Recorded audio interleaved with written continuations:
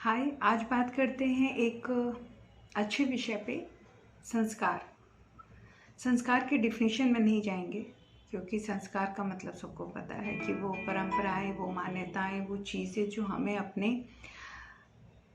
पूर्वजों से यानी बाई जनरेशन मिलता आ रहा है, जनरेशन टू जनरेशन हम तक ट्रांसफ़र हो रहा है। अब वो किस रूप में है उसको समझना ज़रूरी है। संस्कार या नैतिकता एक बहुत बड़ा यानी कि बहुत व्यापक विषय है, लेकिन हम बात करते हैं बड़ी साधारण भाषा में। अगर संस्कार की बात करें तो हम इसको जोड़ के देख सकते हैं, नैतिकता प्लस हमारी जो मूल्य हैं, परंपराएं हैं, जो किस पे बेस्ड है, वो बेस्ड है हमारे धार्मिक मान्यता पर। चाहे हम किसी भी धर्म के हों, मैं किसी धर्म विशेष की बात नहीं कर रही हूँ, एक जनरल बात कर रहे हैं। क्यों? क्योंकि मान लीजिए मैं अपने धर्म की बात करती हूँ, जिसके विषय में मुझे पता है या जिसको मैं मानती हुई, फॉलो करते हुए, अनुसरण करते हुए अभी तक आ रही हूँ।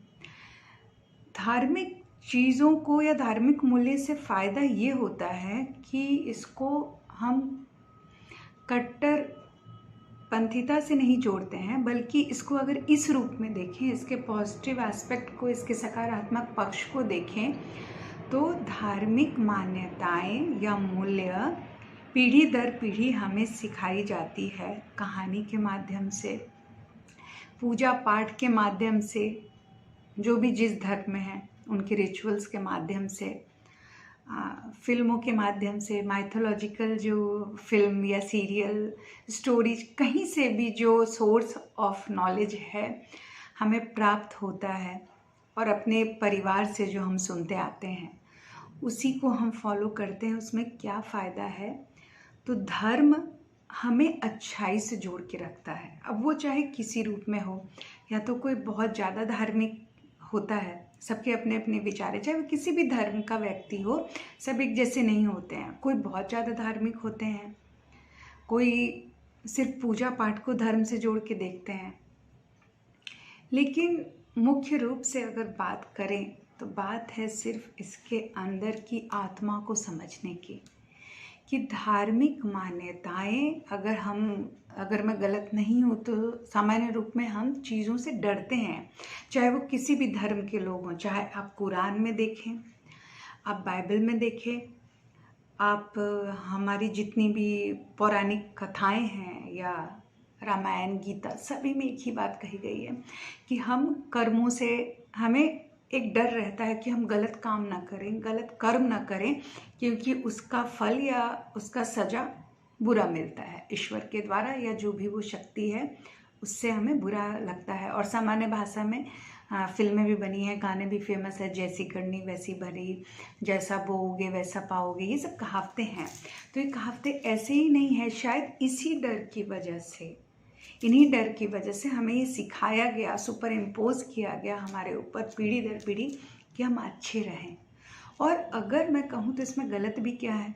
हमें ये कट्टर पंथिता नहीं सिखा रहे हैं, ये हमें सिखा रहे हैं अच्छा बनने का, और अच्छा बनने का, और निखरने का, एक दूसरे की मदद करने का, कुछ गलत न करने का, न बोलने का, बड़ों के प्रति आदर करने का, अच्छा आचरण करने का, अच्छा पहनने का, उठने बैठने का सलीका, यानी हर चीज़ को कथाओं, कहानियों के माध्यम से, धर्म के माध्यम से सिखाया गया है। चाहे हम रामायण में राम भगवान की कथा या उनके जीवन से प्रेरणा ले रहे हों, या गीता के उपदेश से, हर तरह से, हर रूप में हमेशा सिखाने की कोशिश यही की गई थी पुराने ज़माने से ही, बुज़ुर्गों के द्वारा, दादा दादी, नाना नानियों के द्वारा, कि हम अच्छे रास्ते पे रहें, अच्छा जीवन जिएं, किसी के प्रति कोई दुश्मनी द्वेष न रखें, किसी की भी संपत्ति पे बुरी नज़र न डालें, ईमानदार रहें,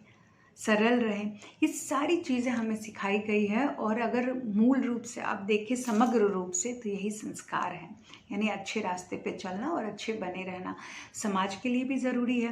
क्योंकि अगर हर व्यक्ति, मैं ये चर्चा आज क्यों कर रही हूँ, कि जो हो गया, जो पहले से लोगों के मन में है, विचार हैं, उसके आधार पे अभी लोग जीवन जी रहे हैं, चाहे वो मिल के रहें या द्वेष से रहें। पर अभी भी हमारे हाथ में बहुत कुछ है जो बिगड़ा नहीं है या ख़राब नहीं हुआ है। वो है एज अ पेरेंट्स या एज अ बड़े होने के नाते हमारे पास ये चीज़ हमारे हाथ में है कि ठीक है, हमने कुछ चीज़ों को फॉलो नहीं किया, नहीं माना, इट डजेंट मीन कि हम आगे भी उसको कैरी फॉरवर्ड ना करें और हम ये सोचें कि अरे हमने नहीं किया तो हमारे बच्चे कैसे करेंगे या क्यों करेंगे। नहीं, हमें अपने सोच को ज़रा पीछे ले जाना है और हमें ये सोचना है अब से, या सोच को परिवर्तन कर देना है और इस रूप से सोचना है कि ठीक है, हमने गलती की, हम उतने अच्छे नहीं हो पाए, लेकिन हम अपने बच्चों में संस्कार भरें। अगर हर इंडिविजुअल परिवार ये चीज़ को अपने मन में बिठा ले और अपने बच्चों में डालने का प्रयास करे या शुरू कर दे। जो बहुत छोटे बच्चे हैं, जो बड़े हो गए, आप उनको आकार नहीं दे सकते, क्योंकि हम सब कुछ प्रकृति से सीखते हैं। प्रकृति ने ही सिखाया कि कुम्हार चाक पे कोमल मिट्टी को, गीली मिट्टी को ही गढ़ सकता है, आकार दे सकता है, एक स्वरूप शेप दे सकता है, पक्के मिट्टी को नहीं। तो जो छोटे बच्चे हैं हमारे परिवार या घरों में, वो जब बड़े होंगे तो उनके लिए ज़रूर हम एक अच्छा समाज तैयार करके दे सकते हैं। आने वाले पीढ़ी को हमारा सबसे बड़ा गिफ्ट यही होगा। धन संचय और ये सब चीज़ें तो हम सिखाते हैं, लेकिन सबसे बड़ा गिफ्ट अगर हम दे के जाएँ तो कम से कम भारतवर्ष के रूप में बात करूं तो मैं यही कहूँगी, सबसे बड़ा उपहार हम उन्हें यही दे सकते हैं।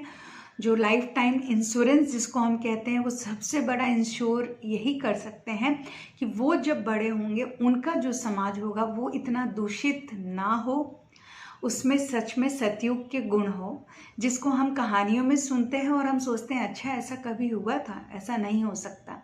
मैं नहीं मानती, मुझे लगता है क्या नहीं हो सकता है, सब कुछ संभव है।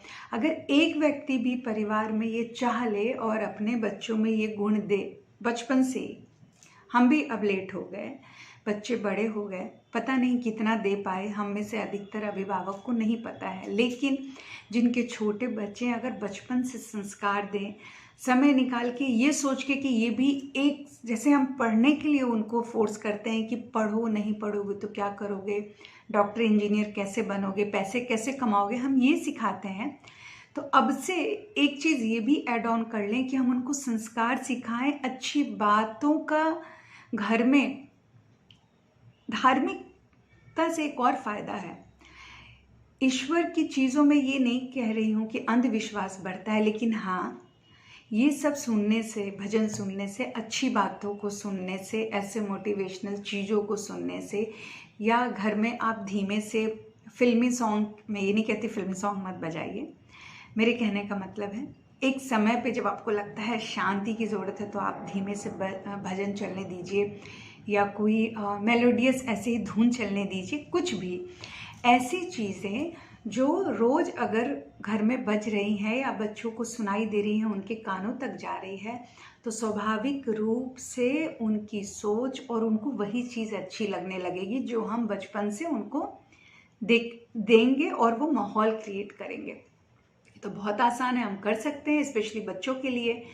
तो अगर हम इन्हें ये करना शुरू कर दिया तो आज से जो बच्चे अभी छोटे हैं, 20 साल बाद, 25 साल बाद, शायद ये एक व्यक्ति से नहीं होगा, हर व्यक्ति, हर परिवार में, हर इंडिविजुअल फैमिली अगर ऐसा करने लगे तो ये कोई मुश्किल काम नहीं है कि 20 से 25 वर्ष बाद हम एक भारत के अंदर तो स्पेशली एक ऐसा समाज क्रिएट कर पाएंगे, ऐसा इंश्योरेंस दे देंगे, अपने बच्चों को दे सकते हैं कि वो सेफ होंगे, एक सेफ समाज में होंगे, सबकी भावना अच्छी होगी। अब ऑप्शनल हर जगह है, पहले भी था, आगे भी रहेगा। पूरी तरह किसी चीज़ को 100% एफिशिएंट नहीं किया जा सकता। साइंस भी यही कहता है, लॉजिक भी यही कहता है कि किसी भी चीज़ की एफिशिएंसी 100% नहीं हो सकती, लेकिन हम ये सोच के चलते हैं कि 99.9% तो हो सकती है। अगर ये 95% भी हो गई तो समाज बहुत अच्छा होगा।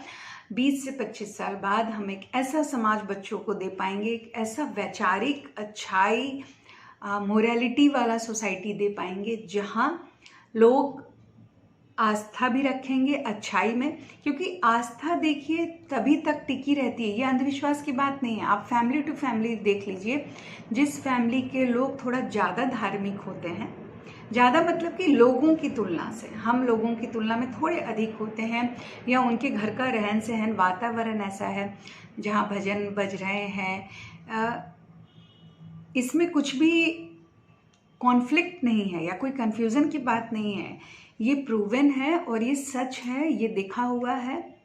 आप सबने भी ऑब्जर्व किया होगा, इसमें कोई कहानी या ये फालतू की कोई बातें नहीं हो रही है, ये बिल्कुल सटीक है कि जिस घर का माहौल ऐसा है वहाँ स्वाभाविक तौर पे आचरण और संस्कार उन घरों में दूसरे घरों की तुलना में अधिक होता है। जब ऐसा है और हम इस बारे में बात करते हैं, जिसको अभी की जो पीढ़ी के बच्चे हैं, हमारे बच्चे, वो ओल्ड फैशन कहते होंगे अपने ही एज ग्रुप के ऐसे फ्रेंड्स को जो ऐसे घर और इतने अच्छे वातावरण से आते हैं, ये ओल्ड फैशन नहीं है, यही हमारी पहचान है और यही फैमिली या ऐसे ही लोगों के कारण ये समाज बचा हुआ है। सिर्फ जो किताबी शिक्षा है वो हम में संस्कार या अच्छाई नहीं भरती है। हम इतने सारे मोटिवेशनल कोट देखते हैं जिसमें हम ये भी पढ़ते हैं कि एजुकेशन का कोई फ़ायदा नहीं है जब आपका व्यवहार अच्छा नहीं है, आप बड़ों से सम्मान से बात नहीं कर सकते। आखिर हम बात तो करते हैं ना इन चीज़ों की, तो बात तो करते हैं पर उसको फॉलो नहीं करते, अपने जीवन में उतारते नहीं। तो मैं यही चाहती हूँ, इस वीडियो का मकसद सिर्फ इतना है कि हमने जो किया या हमारे पहले के जनरेशन ने जो किया, ठीक है, हम भुगत रहे हैं, फेस कर रहे हैं, लेकिन इससे सीखने की ज़रूरत है कि जो हमारा सोसाइटी इतना ख़राब हो गया, जहाँ सेफ्टी तो हम फील ही नहीं करते हैं। बच्चों को माँ और पिता के अलावा कहीं भी हम सेफ जब बच्चों को रखने में नहीं फील कर सकते हैं, तो हम समझ सकते हैं कि हमने समाज को क्या बना दिया, कितने स्तर तक हम नीचे लेके गए। लेकिन 20-25 साल बाद के समाज के लिए हम कोशिश करेंगे तो ज़रूर वो समाज फिर से वो सतयुग टाइप का रिक्रिएट कर सकते हैं। और फिर क्या होगा, जब बच्चे उसी माहौल में पले बढ़ेंगे तो वो भी अपने जनरेशन को यही चीज़ें देते जाएंगे और ये जनरेशन टू जनरेशन ट्रांसफ़र होता रहेगा, आगे तक अनवरत कंटिन्यूटी में चलता रहेगा। और इस तरह हम उम्मीद कर सकते हैं, हम होंगे या ना होंगे, नहीं होंगे, तब भी शायद हमारे बच्चे, उनके बच्चे एक अच्छे संस्कार, एक सेफ इन्वायरमेंट में रह पाएंगे। चाहे साइंटिफिकली, वैज्ञानिक रूप से वो बहुत तरक्की कर चुके होंगे, लेकिन जो अपना मूल संस्कार है, मोरालिटी है, अच्छाई है, जो पीढ़ी दर पीढ़ी मिलती आ रही है, अब कम हो गई है, लेकिन उसको हम फिर से दे सकते हैं और आगे जाके बहुत अच्छा समाज का निर्माण कर सकते हैं। ये तो हमारे सबके हाथों में है और मेरे ख्याल से इससे सब लोग सहमत होंगे कि इतना तो हम कर ही सकते हैं। जब हम सब कुछ करते हैं, एफर्ट अपने बच्चों की भविष्य के लिए, पूंजी, पैसे और मेटेरियलिस्टिक चीज़ों को जमा कर सकते हैं, संसाधनों के लिए दिन रात मेहनत कर सकते हैं, तो असली वास्तविक चीज़, असली प्रॉपर्टी के लिए क्यों नहीं कर सकते हैं। अब सोचने की बात है। हम सब जो मेरे एज ग्रुप के लोग हैं वो इस मैच्योरिटी लेवल में हैं, इस मैच्योरिटी स्टेज पे हैं कि हम ये समझ सकते हैं कि असली में मायने या ज़रूरत या इम्पोर्टेंस किस चीज़ की है। तो अगर सबका वैचारिक परिवर्तन ही हो जाए, विचार अच्छा हो जाए, तो इन सब चीज़ों की तो चिंता ही नहीं करनी है। ये सब तो खुद अच्छे से हो जाएगा, किसी का डर ही नहीं रहेगा और इतनी सारी सेफ्टी और सिक्योरिटी की टेंशन नहीं होगी जितनी हमें सिर्फ यही रह जाता है। बाकी चीज़ों को तो हम भूल जाते हैं।